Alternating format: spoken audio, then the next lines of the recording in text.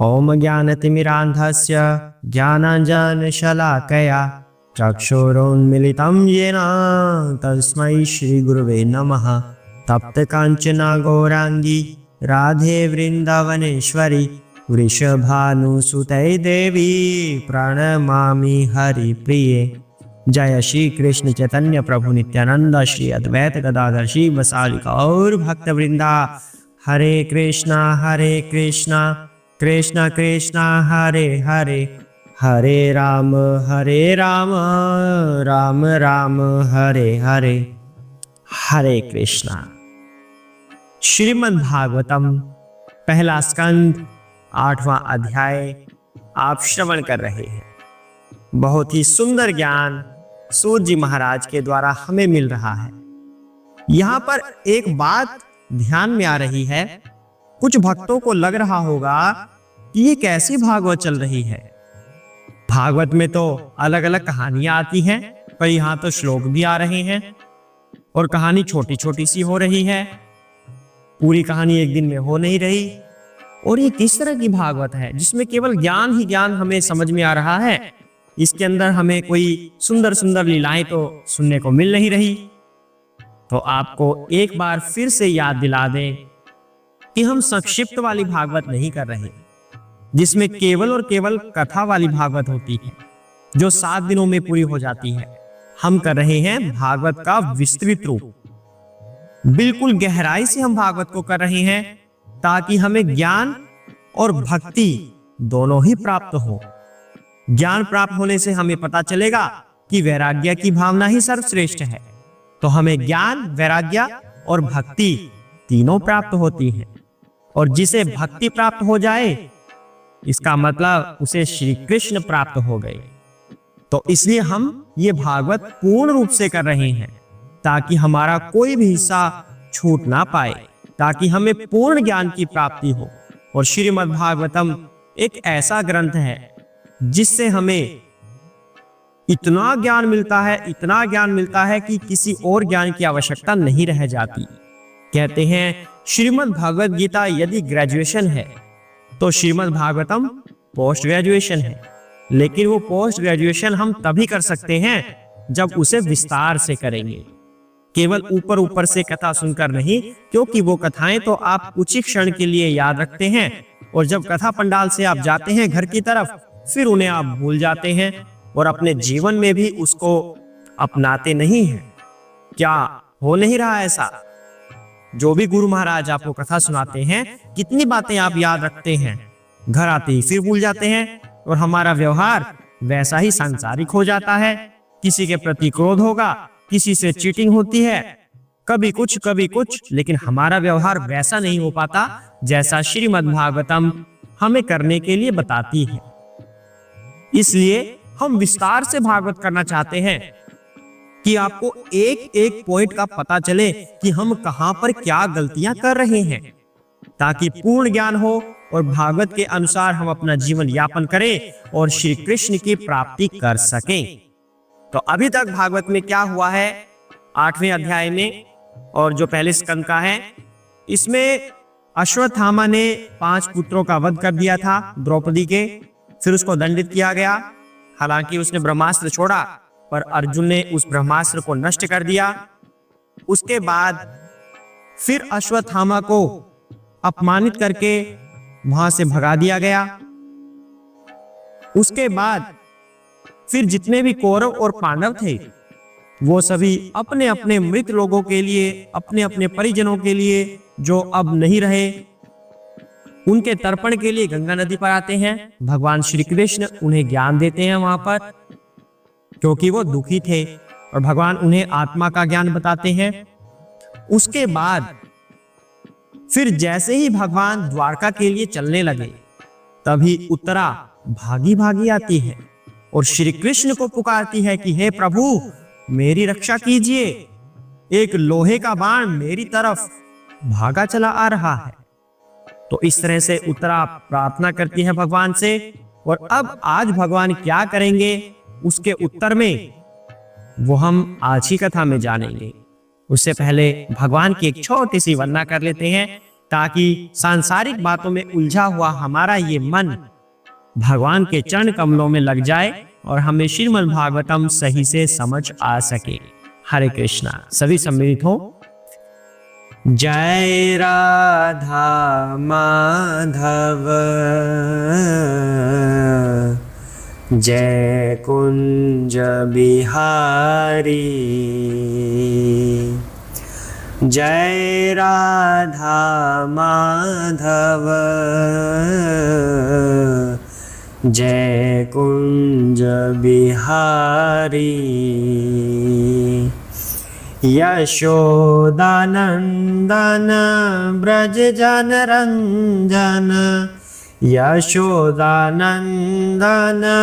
ब्रज जन रंजन, यमुना तीर वनचारी,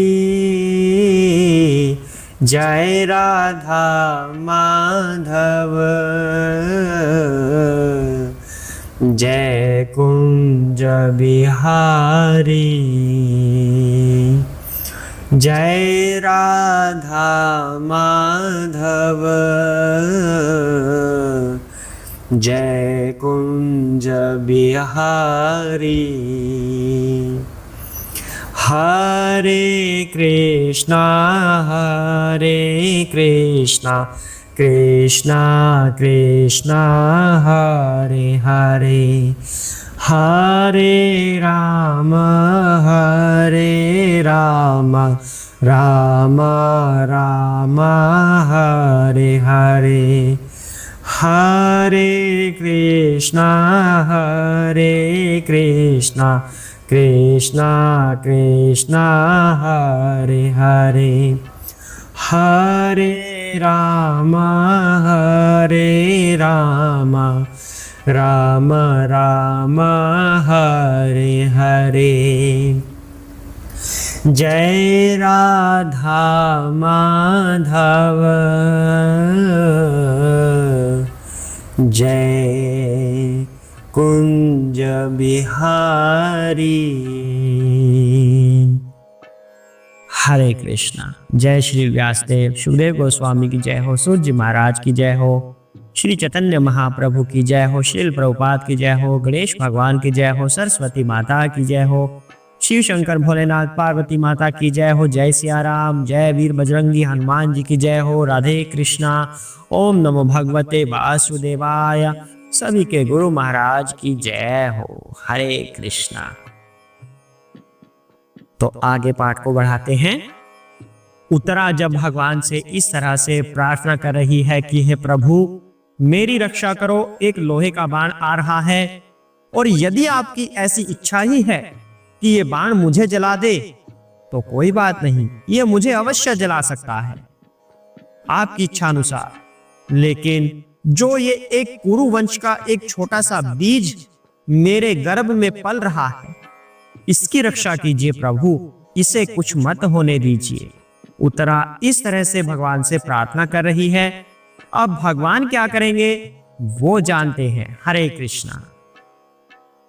व्यासनाम वीक्ष्य तात तेषाम् अनन्यावेश आत्मनाम सुदर्शनेन स्वास्त्रेण स्वानाम रक्षां व्यधात विभुः। हरे कृष्ण। सर्वशक्तिमान भगवान श्री कृष्ण ने यह देखकर कि पूर्ण रूप से उनके शरणागत, उनके अनन्य भक्तों पर महान संकट आने वाला है, उनकी रक्षा के लिए तुरंत ही अपना सुदर्शन चक्र उठा लिया। हरे कृष्ण। भगवान ने देखा कि अश्वत्थामा ने फिर से ब्रह्मास्त्र का प्रयोग कर दिया। दोबारा से अश्वत्थामा अभी भी समझा नहीं है, यानी कि ऐसे लोग लातों के भूत होते हैं, ये ऐसे नहीं मानेंगे। भगवान ने तो उसको छुड़वा दिया था एक बार कि क्षमा कर दो, कोई बात नहीं।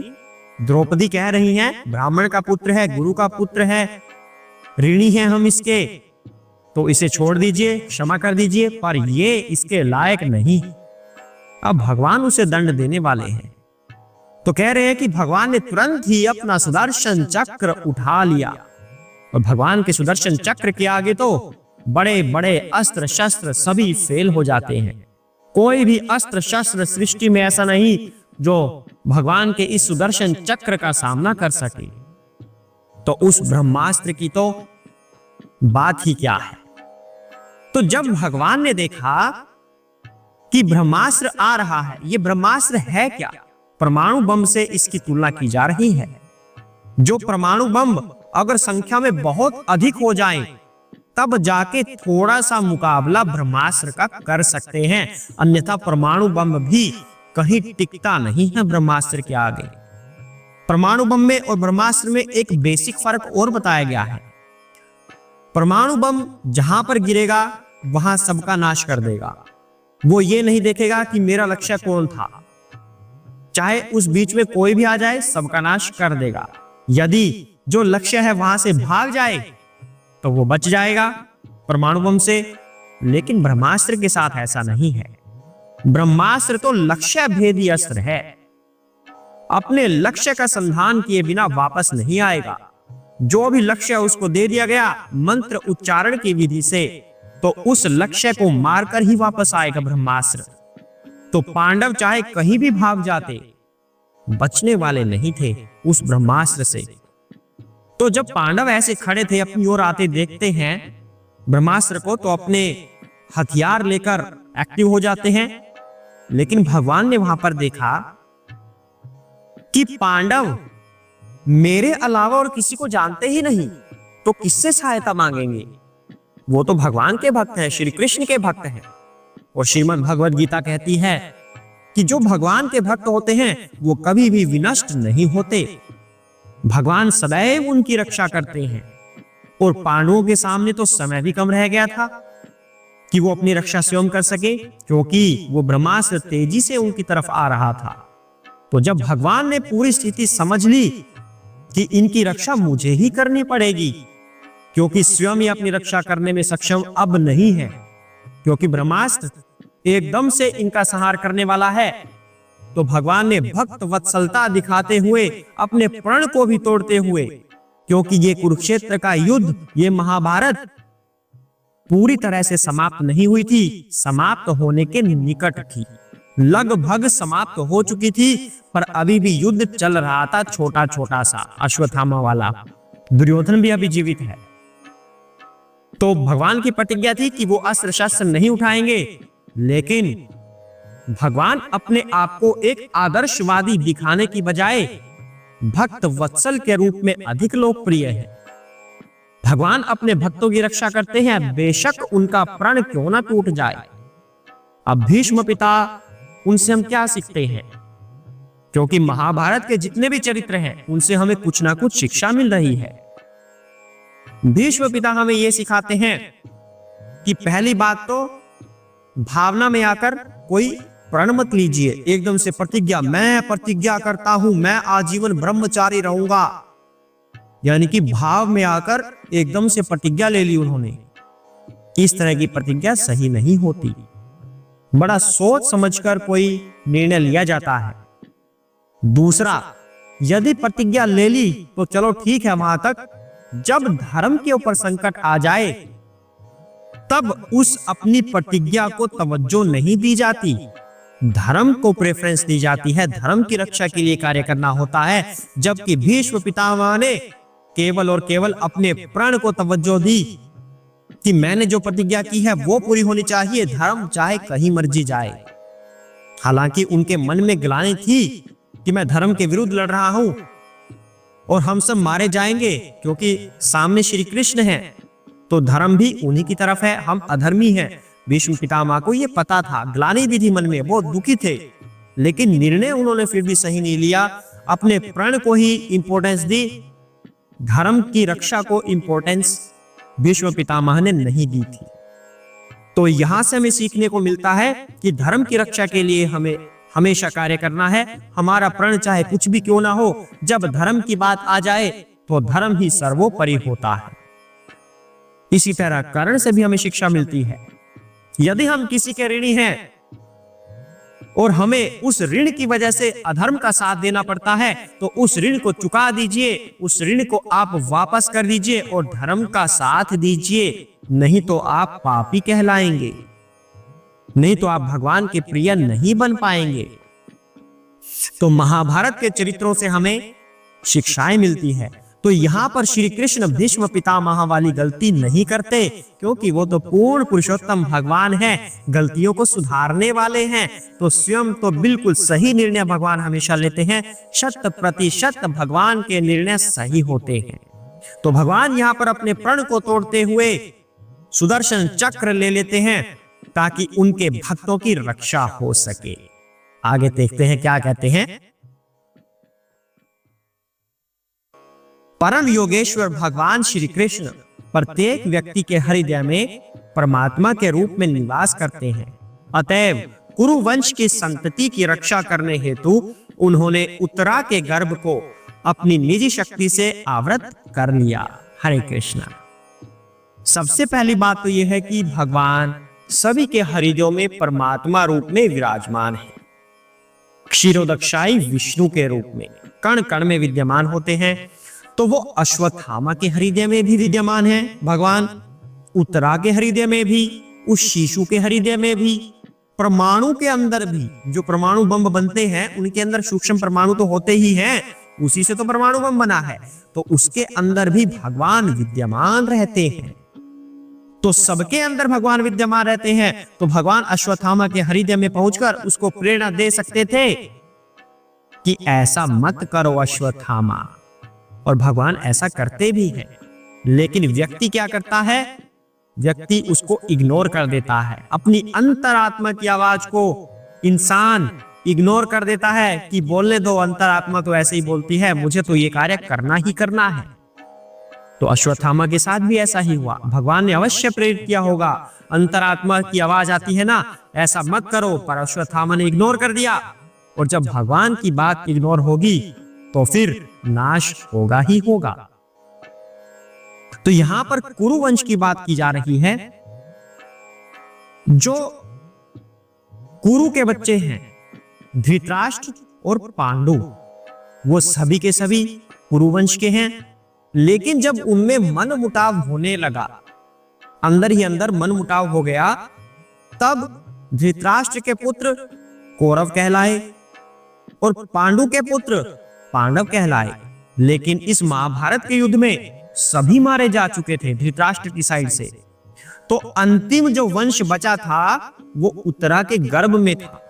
तो उसे ही कुरुवंश अब कहा जा रहा है कि कौरवों का तो सारा का सारा वंश समाप्त हो गया, कम से कम एक बचा है, चाहे पांडवों की साइड क्यों ना हो, है तो वो भी कुरुवंश के ही।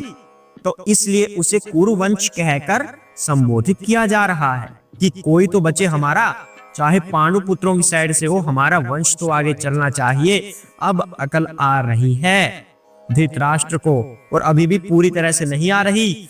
जब विदुर आएंगे तीर्थ यात्रा से, तब वो कटाक्ष कर करके उनको समझाएंगे कि धृतराष्ट्र छोड़ दो इस गद्दी को, कब तक चिपके रहोगे, तुम्हारी इसी इच्छा की वजह से संपूर्ण कौरव का विनाश हो गया, संपूर्ण कौरव वंश समाप्त हो गया तुम्हारी इसी इच्छा की वजह से। जब विदुर आएंगे तब समझ आएगा धृतराष्ट्र को, अभी पूरी तरह से नहीं समझे। लेकिन उस छोटे से बच्चे को कुरुवंश कहा जा रहा है।